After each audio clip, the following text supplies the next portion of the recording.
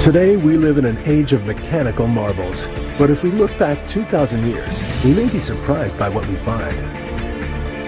Fantastic machines were in common use in the ancient world, from war machines to automatic doors and even robotic theaters. The ancients even had a steam engine. Now, we reveal how the first age of machines was in fact in the ancient world. Now on Modern Marvels, Ancient Discoveries 3.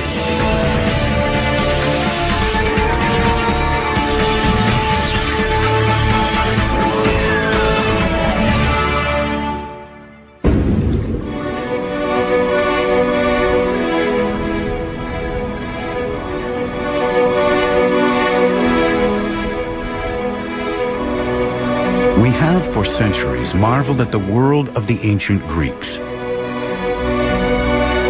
A world where the human mind was set free to look beyond the everyday drudgery of life and think of greater things.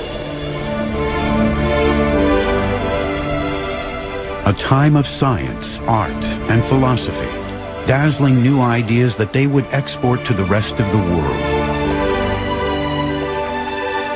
And at the heart of this age of wonder stood a great city.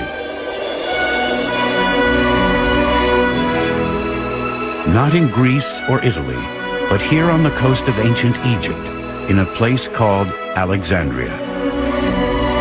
While the Romans thought of war and the Greeks thought of philosophy, in Alexandria they thought of thought itself. These halls once echoed to the footsteps of Plato, Aristotle, and Archimedes. But you might also have found another less well-known face here. He was not a philosopher or poet, but an inventor, and he almost started an industrial revolution 2,000 years ago.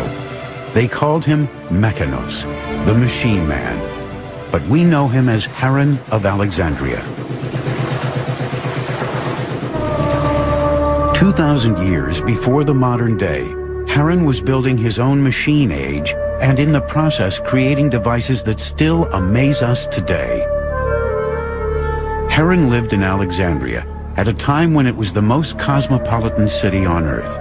This beautiful city, once home to the legendary Queen Cleopatra, was the brains behind the classical world. Great minds from across the world were drawn here to trade in the most valuable of commodities, not gold or slaves or corn, but knowledge. The great library was the bank for this knowledge. Here were gathered together all the writings of the Greeks, Romans, Egyptians, and more. Halls piled to the ceiling with scrolls of mathematics, philosophy, geography, and history, all vying for space with plays, fables, songs, and poems. Today, hardly any of these works survive, and we can only dimly imagine what wonders once lay in Alexandria. But we do know that hidden in its vaults lay the plans for the most extraordinary machines ever created. The Great Library at Alexandria was, I think, the intellectual powerhouse of the ancient world. It was the largest and the best library in the Mediterranean. If you were looking for any particular book, there was always a good chance that you could read it at Alexandria. Attached to the library at Alexandria was an institution called the museum. Not a museum as we would imagine it, with objects on display in glass cases and cabinets. Museum was a place to muse, to think, to discuss, to invent. Many of the professors in the museum had written the greatest books in the library. Some devoted their energies to figuring out how the world worked, and some spent their time planning, devising, and building inventions. It was here in the museum that Heron set about creating his extraordinary inventions. Today, none of his machines survive, and we know almost nothing about the man himself. But we do know about his marvelous machines, because Heron wrote books on how to build them, and incredibly, copies of some of those books survive. They open a window on the wonderful mechanized world he knew.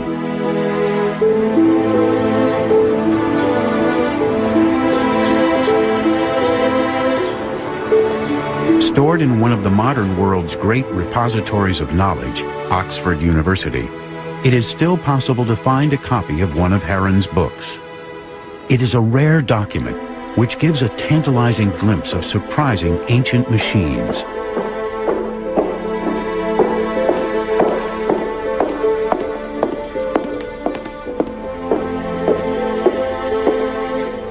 Although the original is long lost, this 16th century copy can take us straight back into Heron's world.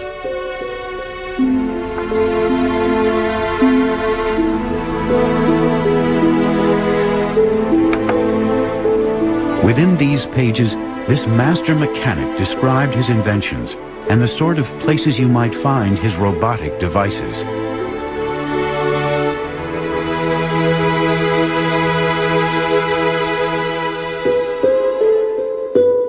Some were for the home, some simply there as entertainment for dinner parties. Others whirred and clanked away in theaters, producing amazing special effects. But the most likely place to find one of Heron's machines wasn't in either of those places. It was in the temples.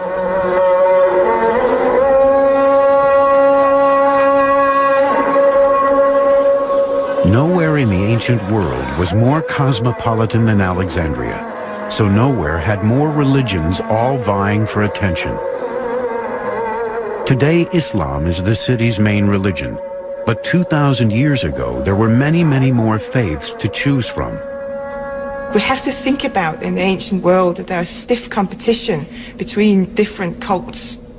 Roman cults, Greek cults, Egyptian cults, cults for political leaders, and all sorts of mixes between these. So if you had something special that would attract attention, then that would give you an edge in the market to attract visitors to your temple. In other words, what priests of all these religions needed was magic. And that's just what Heron could provide, with fantastic machines which would appear to move as if commanded by the gods. He would even create automatic temple doors, which would open and close when a sacrifice was given to the gods. Heron was using his talents as a magician and showman to trick the ancient worshippers into believing they had witnessed miracles happening in front of their very eyes.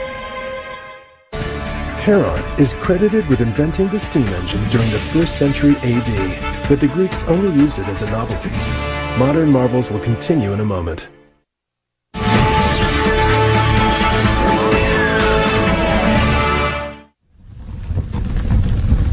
One of Heron's most ingenious machines was his automatic temple doors. The idea was simple but brilliant.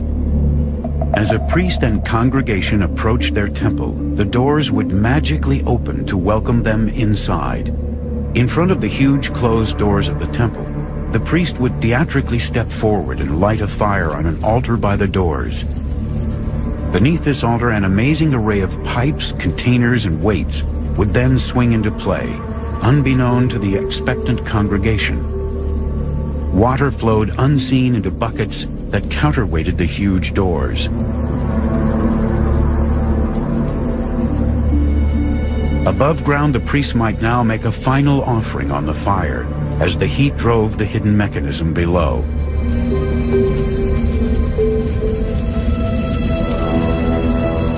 Then suddenly, as the counterweights filled, the doors slowly creaked open as if the gods were pleased with the sacrifice.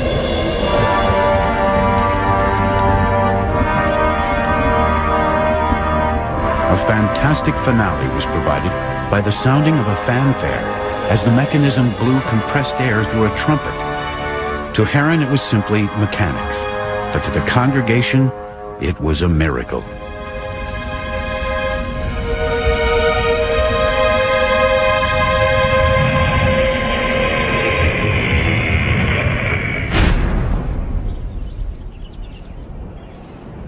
There could have been few better ways to impress your audience. And there is evidence that even the great temple at Ephesus in Turkey, one of the wonders of the ancient world, may have been fitted with these automatic doors.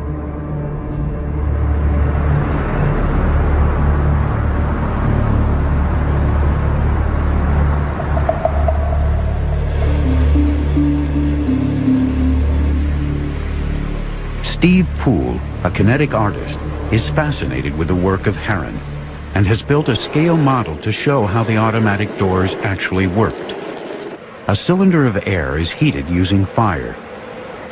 The air inside expands and travels through a tube into a container of water, in this case a red canister. The hot air pushes the water out of the canister and into another container which gradually fills.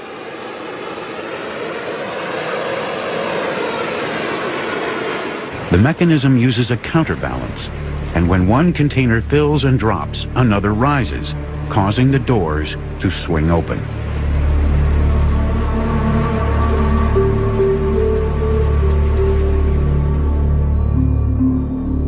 It is a simple machine, but an extremely effective one, and one which shows Heron had mastered the elemental forces of water, fire, and air. When the altar fire was extinguished, the air cooled and drew water back out of the container, so it rose and closed the doors.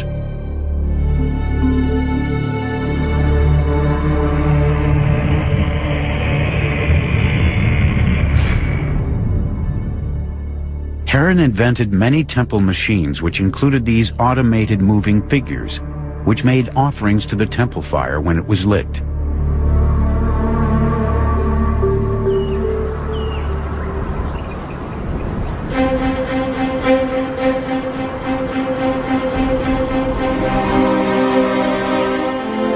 Of course, it was one thing to persuade people to come into your temple, but quite another to persuade them to part with their money. And money was the key to running a successful religion. How to get people to spend it and how to collect it were just two of the problems Heron also had answers for.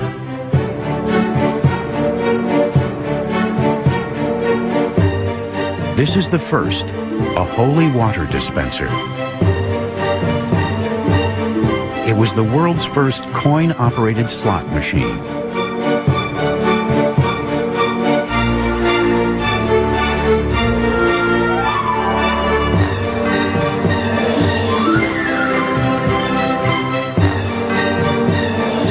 As people entered the temples, they were required to wash their hands using holy water that had been blessed by the priests.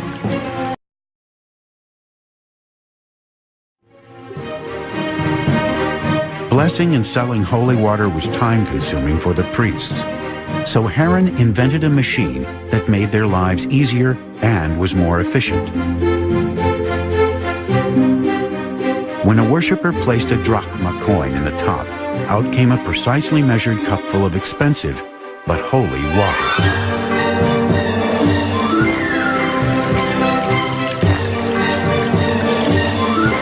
For the worshippers, it once more looked like a miracle. In reality, the dropping of the coin caused a lever to fall, opening a valve to let out water.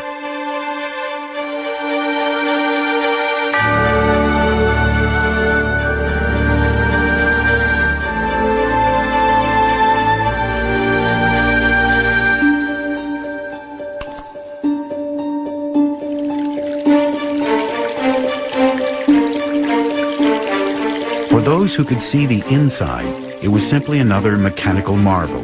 But for the eager audience, it was pure magic. In solving the priest's problem of dispensing holy water, Heron had invented the coin-operated vending machine 1,800 years before its modern equivalent was first patented.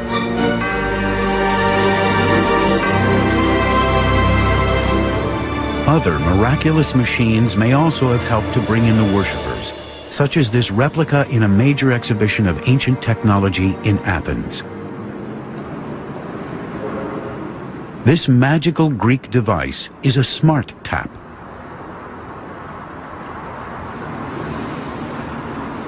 As water is taken out with a cup, it automatically fills itself back to the right level. This type of simple miracle machine may well have provided the inspiration for Heron's water dispenser.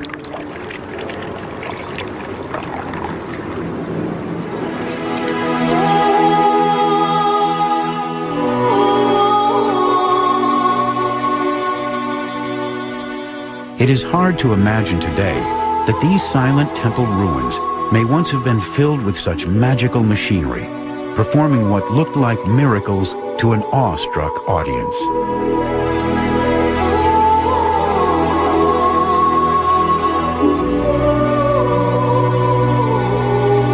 These were huge temples, some of the wealthiest and the most splendid in the ancient world. Heron's automatic inventions would have added further to the sheer sense of splendor and awe that any worshipper would have experienced. But Heron had one more money-making device for the temple priests, one which would allow worshippers to think they were talking with the gods, but which was in fact much more dishonest.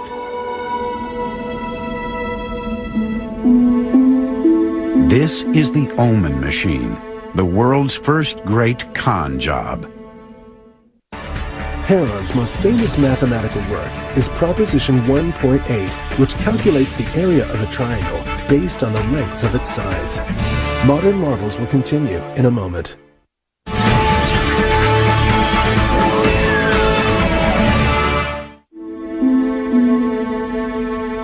In the ancient world, one of the reasons for going to a temple was to find out what the future might hold.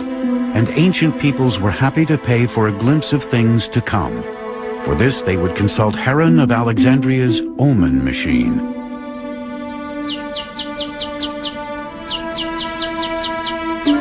Someone coming into the temple which was equipped with one of these devices would not, of course, see all the workings. As they walked into the gloom of the interior, they would see just this wheel and a mechanical bird. After paying a suitable fee, they could ask the god a simple yes or no question. Turn the wheel and the bird would either sing or not. The god had spoken. But of course it was not the gods who had made this bird sing, but Heron.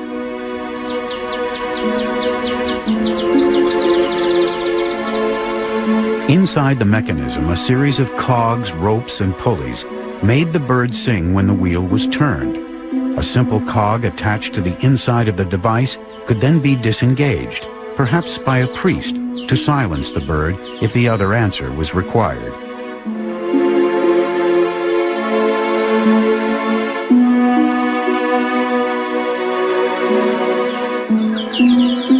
Singing gave one answer, not singing the other. The priest could choose which was most appropriate. It is the oldest mechanical confidence trick in the world.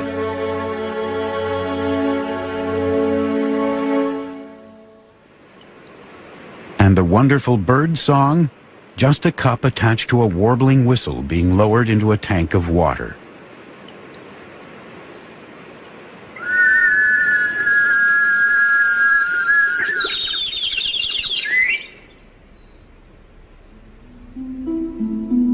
Sound was the key to many of Heron's inventions, from his Omen machines to his elaborate windmill-powered musical organ. But getting it all to work together is much harder than it might seem.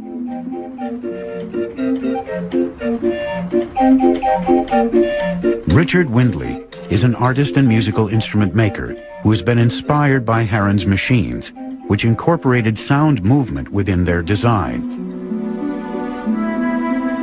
Richard recreated a mechanical singing bird similar to the ones that once adorned the Omen machine. It was an intriguing challenge to see if he could make Heron's bird sing.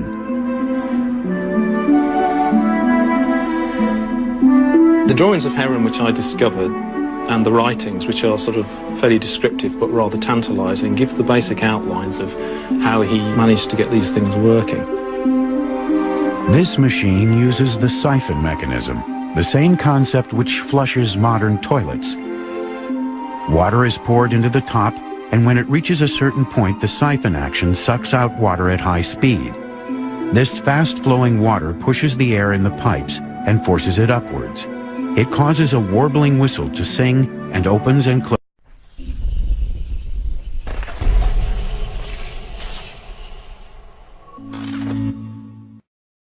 a valve, making the bird's beak move.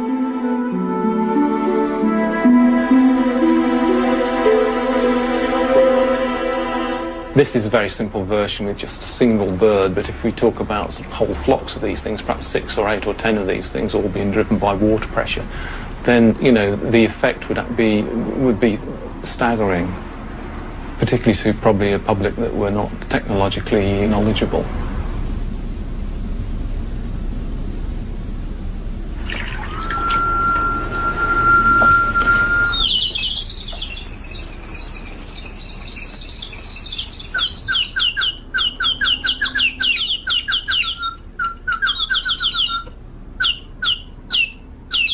And Heron built far more elaborate machines than this. In this strange device, when you lift an apple from a pedestal, a figure of Hercules fires an arrow from a bow toward a dragon.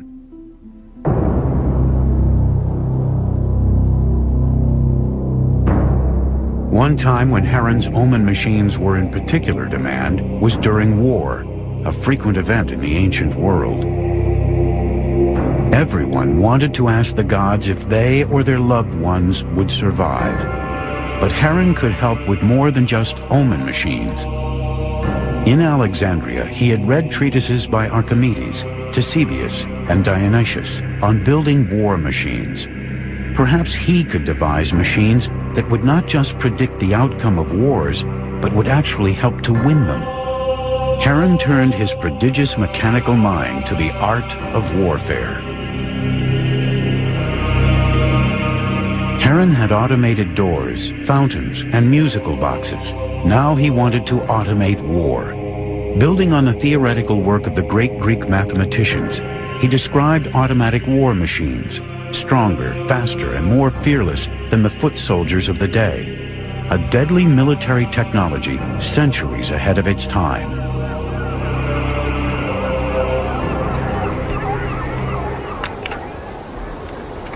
Alan Wilkins has been using ancient descriptions of war machines to try to rebuild these fearsome devices.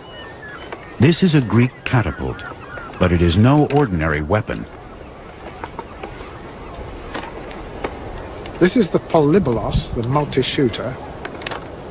It's the first machine gun, and it's over 2,000 years before what is now regarded as the first machine gun, the Victorian Gatling gun.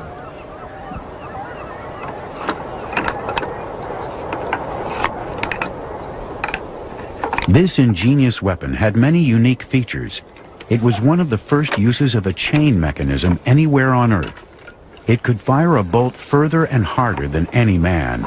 And most terribly, it could fire bolt after relentless bolt without rest. The Roman army in particular had an interest in such lethal devices. With a huge border to defend, such weapons offered them a distinct advantage. From the Roman perspective, men like Heron could help to hold the empire together.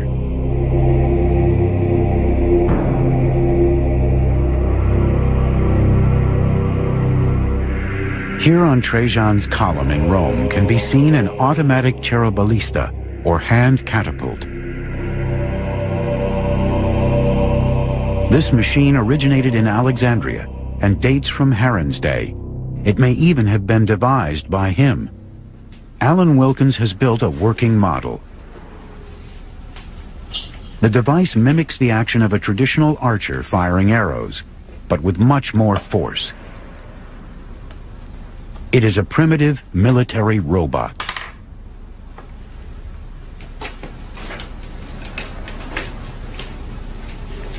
The main length of the machine represents the outstretched arm of the archer.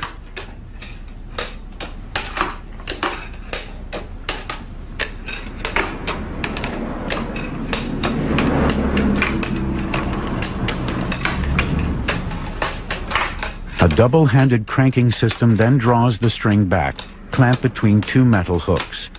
When the arm is fully stretched, these steel fingers then release, driving the bolt forward with terrific force. Alexandria, of course, received a tremendous boost. By Heron's day, it was, of course, a Roman province, and the Romans obviously backed this research there. They continue to want to use engineers like Heron because they knew they were the best. Many devastating war machines would have been used in battle, but others were developed as prototypes for future use. Here are these Alexandrian engineers thinking up all these ideas which are a couple of thousand years before they can ever be realized. They didn't allow the limitations of their own technology to limit their ideas.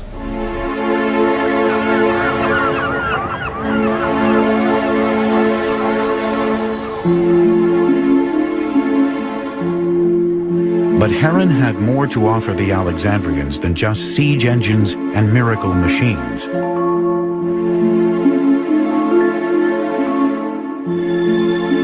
He wanted to entertain them, and to do that he chose a place where anything could happen: the theater. Heron describes almost 100 machines and toys in his surviving work, Pneumatica, including a fire engine and a wind organ. Modern marvels will continue in a moment.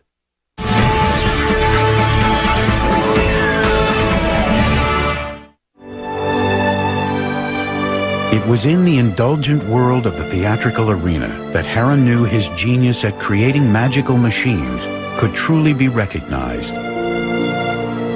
In ancient times, theater was at the center of many people's lives.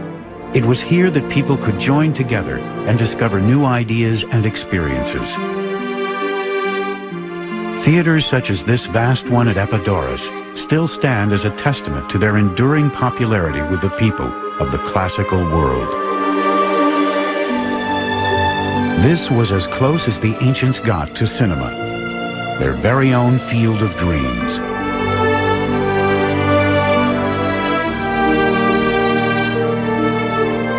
Even the acoustics were precisely scientifically designed like a modern cinema's to heighten the audience's experience.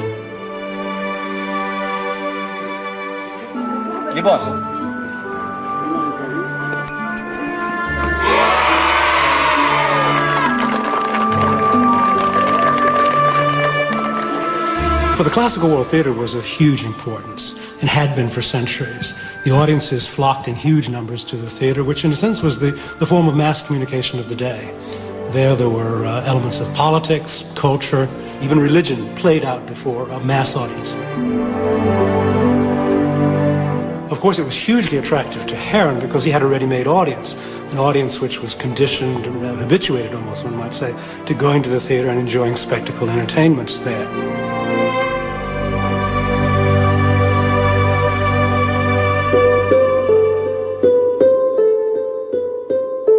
Heron knew he could add to this experience. The skills he had learned building war machines and temple illusions could finally be given free rein on a stage where anything was possible. He began by devising theatrical staging with the eerie ability to move on and off stage on its own. This is the first mechanical marvel Heron used to astound the theater audiences of ancient Alexandria. It was built using Heron's original descriptions. It demonstrates how gravity can be used to make a piece of scenery move on and off stage, apparently of its own will. It is the precursor of the modern computerized scenery we see in the West End of London and New York's Broadway today. Ο Ήρων έχει περιγράψει στα βιβλία του μηχανισμούς και αυτόματα που είναι η πιο ανεπτυγμένη τεχνολογία της εποχής του. Περιγράφει κλειστά αυτόματα συστήματα, συστήματα με ανάδραση και αυτόματα θέατρα που παρουσιάζουν ολόκληρες θεατρικές παραστάσεις.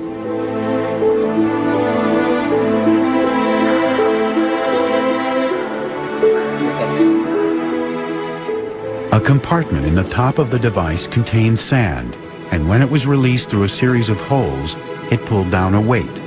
The weight was attached to a rope which was wound around an axle. When the rope unwound from the axle, the device moved forward.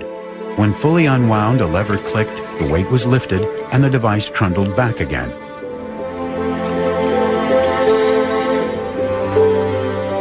Heron wrote a whole treatise about automatic theatres. The idea of the automatic theatre is that it can move by itself. Automaton in Greek actually means a self-mover. Heron is quite interested in making absolutely sure that you make it quite small so that the audience won't suspect that there's actually a person inside the theatre running the show.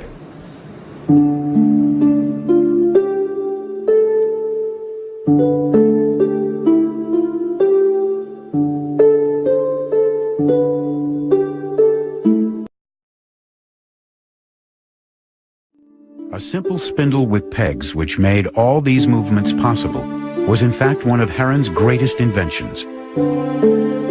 This carefully wound arrangement of pegs and ropes is what a modern computer scientist would call a program.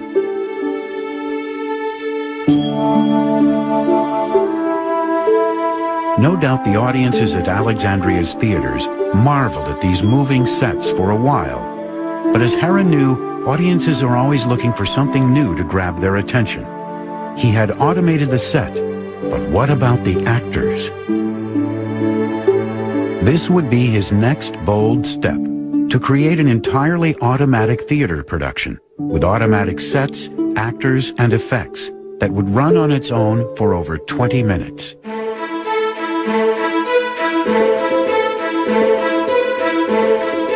Heron decided to automate the classic Greek tale of tragedy and bloody revenge, Nauplius. The story tells of how King Nauplius seeks revenge after his son is killed by Ajax at the close of the Trojan Wars.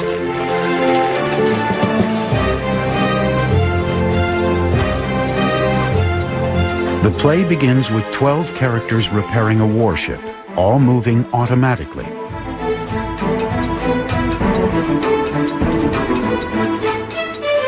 Below the action, the mechanics all remain hidden inside the box, leaving the audiences astounded and intrigued to see all these wooden characters moving in unison. To complete the illusion, Heron added sounds and special effects.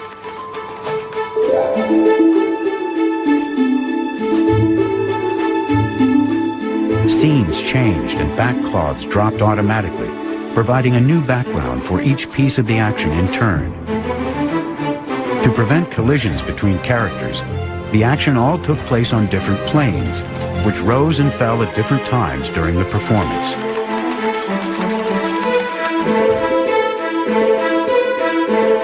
Powering the whole pageant was a system of weights and ropes, sand glasses and seed hoppers, utilizing gravity to provide the required energy.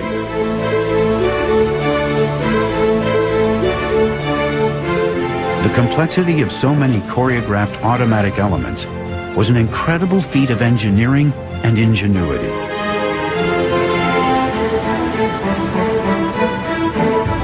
As the ship in the story encountered a storm, Heron used an automatic thunder machine to shake some fear into the audience.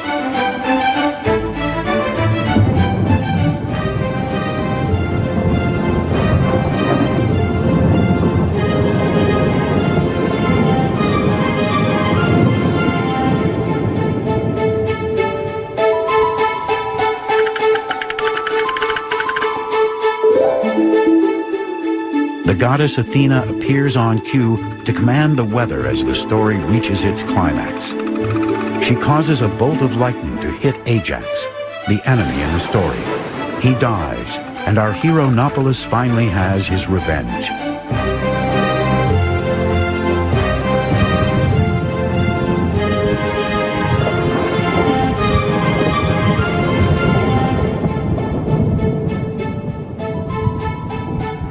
As the final sounds rang out around the theater, the first time this play was performed, the audience must have been enraptured by the spectacle in front of them.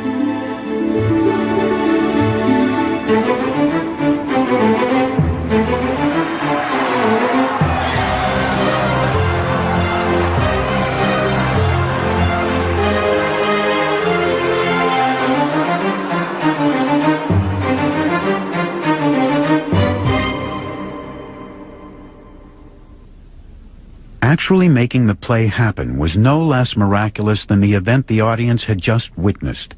It might not be magic, but it required a mathematical genius to make it work. Timing every element of the story correctly, calculating the exact weights for balances and counterbalances, the speed of the cogs and the order of the scenes would baffle many engineers today and was perhaps miraculous in itself.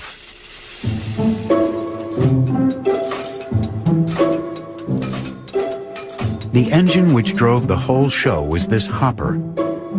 It harnessed the power of gravity and was filled with either sand or seeds. The slow release of these then started a chain of events. As the seeds fell, a weight on top of them lowered. That weight then pulled a rope, which then in turn turned a spindle. This spindle was effectively the master control. It held the program stored in a complex system of ropes wound around pegs, which set off different aspects of the show when the rope was unwound past certain points. It triggered the individual pieces of the theater, such as this spindle, which revolved to make dolphins apparently leap through the waves.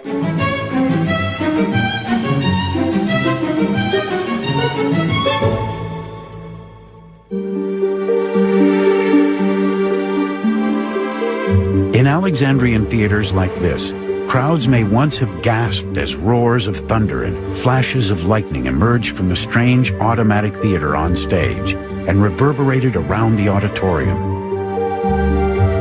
The theatre in Alexandria, I think, was at the centre of the city's life. Also, and importantly, before the highly critical audience in the theatre at Alexandria, reputations were won and lost. And it's in that highly competitive context that we should see Heron of Alexandria's spectacular stage devices. These were devices meant to wow the audience. It's difficult to recapture something of their impact, but I imagine that it was like watching the first talking movies at the beginning of the 20th century. Something that would make you want to come back to the theatre, something that would make you remember Heron of Alexandria as an inventor. Heron was an entertainer and a flamboyant inventor. While many of Heron's designs were intended to either impress worshippers in a temple or to entertain audiences in a theater, some were mechanical toys or novelties built simply for amusement in the home. But one invention could have changed the world forever. It's a steam-powered engine, invented by Heron thousands of years before its time. Heron's work Catoptrica deals with his study of light and mirrors. In it he states that vision results from light rays emitted by the eyes, and that these rays travel with infinite speed. Modern marvels will continue in a moment.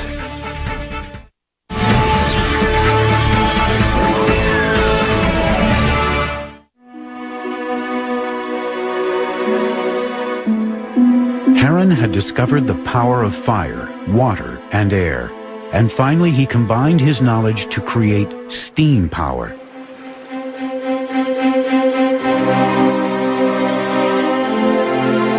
This would lead to the invention of a simple but remarkable device.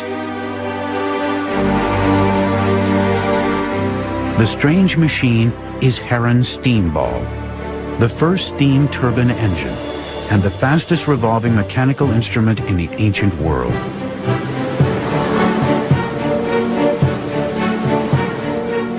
Heron was just half a step away from inventing the steam engine.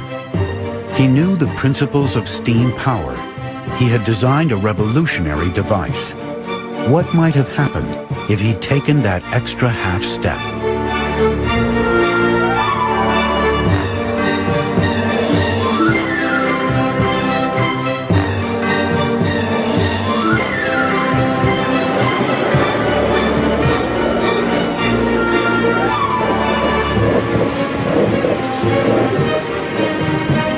I'm heating up this container here so that it generates steam. There's water in here, and the steam will come up through these pipes into this ball and out through these jets, and then it should spin.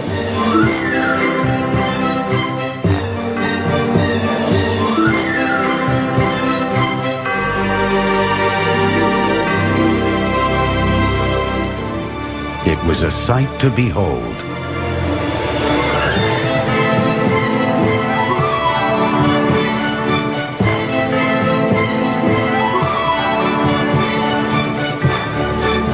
Heron had managed to control the power of steam. It was a remarkable breakthrough.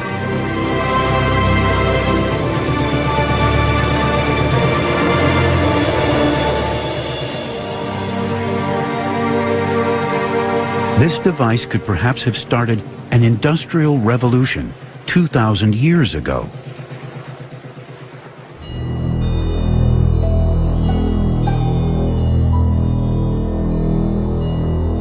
Had Heron combined what he knew about pistons with this steam ball invention, he might have made a true steam engine.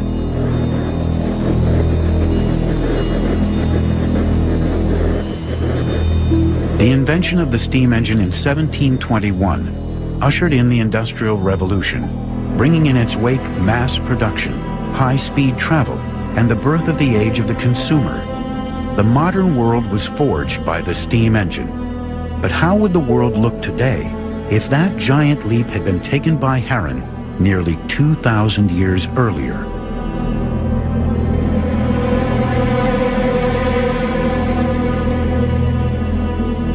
So why didn't Heron's greatest invention start a revolution? Perhaps he simply didn't make the connections and never saw this wonderful machine as anything more than a toy. Or more ominously, in a world run on cheap and plentiful slave power, perhaps no one saw the need for labor-saving devices.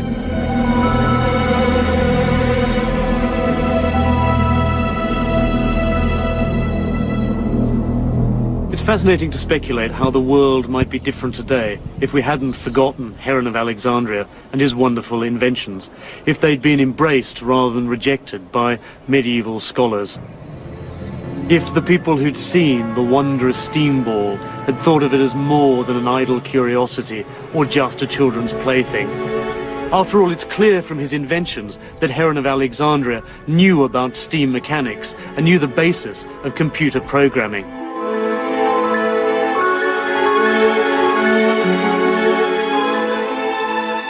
There's an interesting scholarly question, which is, you look at Heron's writings and those of his contemporaries, and we feel they're almost approaching technological liftoff. That in another generation or two, with the steam engine and other inventions in the wake of that, we might almost have been facing an industrial revolution taking place 2,000 years before it actually occurred.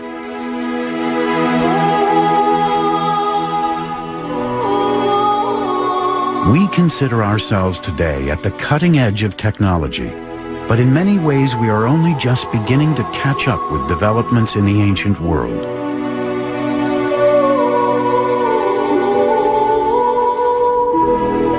"2,000 years ago, there was a world more familiar and more advanced than we could have imagined.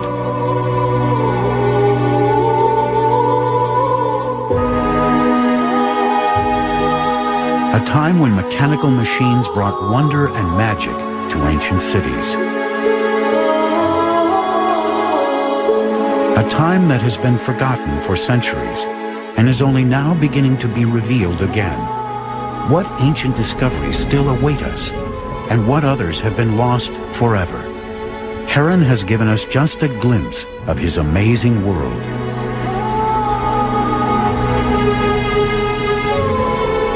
But what could our world have been like today if we had not forgotten Heron of Alexandria?